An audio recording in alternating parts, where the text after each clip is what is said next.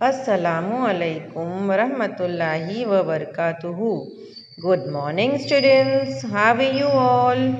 I myself, Sheikh Sumaya, on behalf of SDMES Boys English Medium Primary School from Standard 2nd, will going to teach you today subject English 1.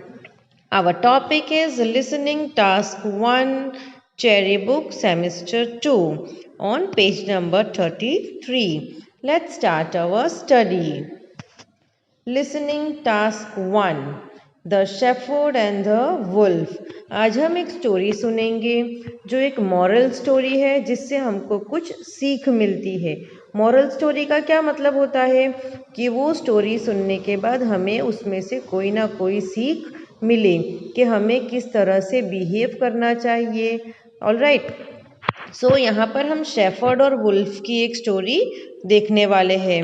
इसमें क्या होता है कि एक shepherd होता है, shepherd यानी चरवाहा, जो एनिमल्स को ग्रेजिंग करवाता है, यानी कि जो एनिमल्स को जंगल में ले जाके उनको घास वगैरह खाने के लिए देता है। तो ये चरवाहा है। और एक वुल्फ है। वुल्फ तो कैसा होता है, बहुत कनिंग होता है, बहुत चालाक होता है। तो यहाँ पर इसी तरह एक चरवाहा और एक वुल्फ की स्टोरी है। वुल्फ यानी भेड़िया। Long ago there was a shepherd named Bhola. बहुत पहले की बात है, एक शेफर्ड था, उसका नाम था भोला, है ना। शेफर्ड यानी चरवाहा। Every morning he used to take his flock of sheep to the farms for grazing. अब flock of sheep यानी क्या?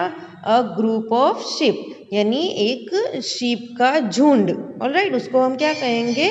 फ्लॉक। यहाँ पर जो sheep का ग्रुप होता है उसको कहा जाता है फ्लॉक।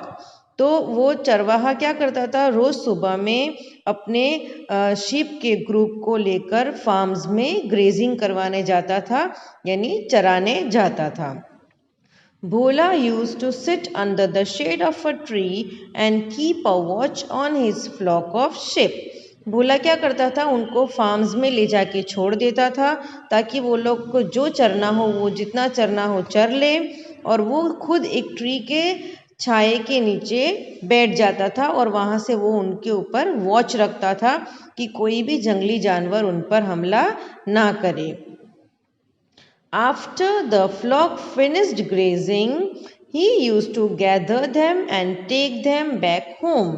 जब वो लोग अपना खाना पूरा कर लेते थे तो चरवाहा क्या करता था, शेफर्ड क्या करता था, उन सबको इकट्ठा करता था, जमा करता था और फिर वापस उनको अपने घर ले जाता था। गैदर करना यानी सबको इकट्ठा करना, जमा करना। Alright. One day a wolf strayed into the farm.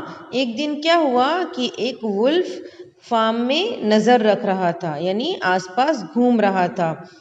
ये दिख रहा है आप लोगों को, ये वुल्फ फार्म के बाहर से शिप के ऊपर नजर रख रहा है, उनके पास देख रहा है और इसी तरह वो वहां बाहर से उनके ऊपर नजर रखता है। Bhola saw the wolf. अब भोला ने उस वुल्फ को देखा।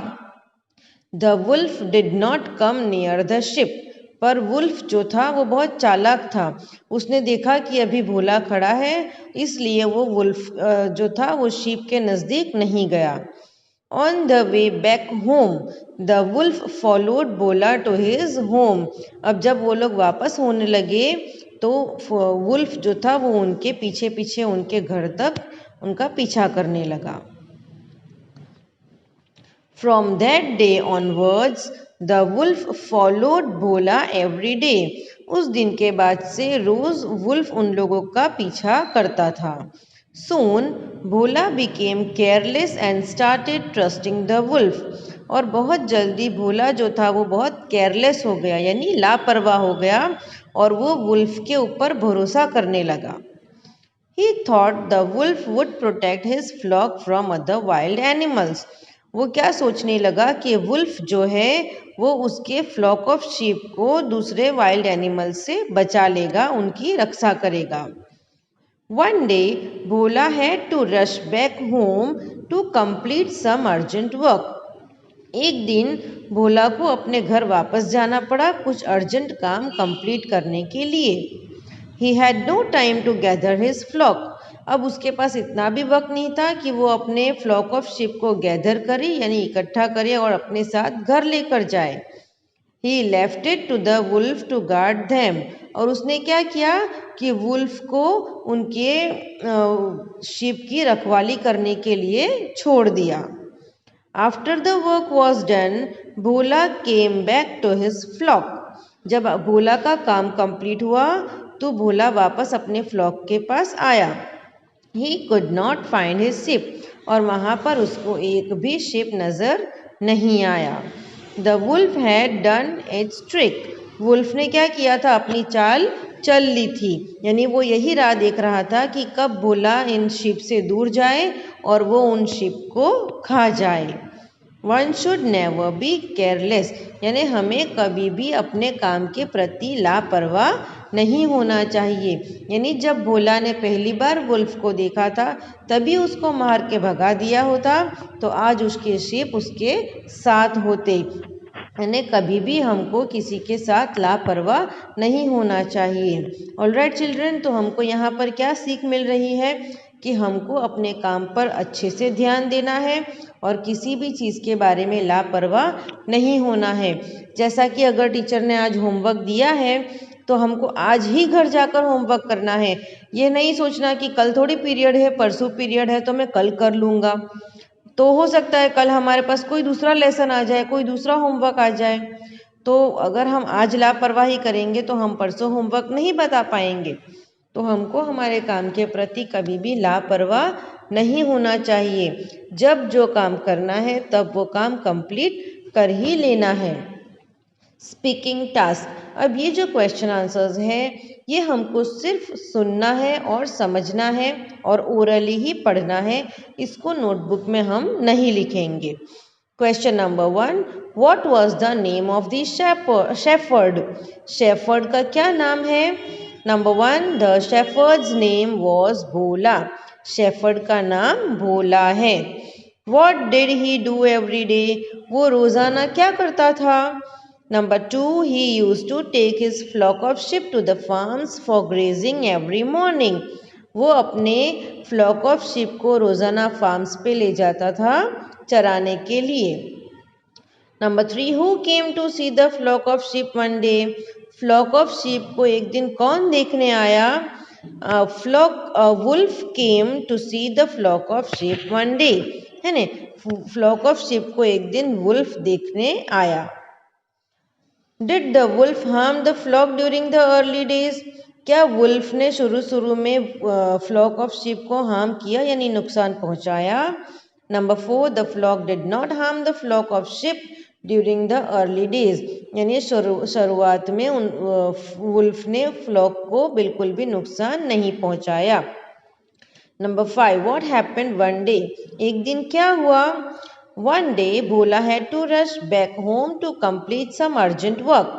एक दिन भोला को अपने कुछ अर्जेंट काम के लिए अपने घर वापस जाना पड़ा। He had no time to gather his flock.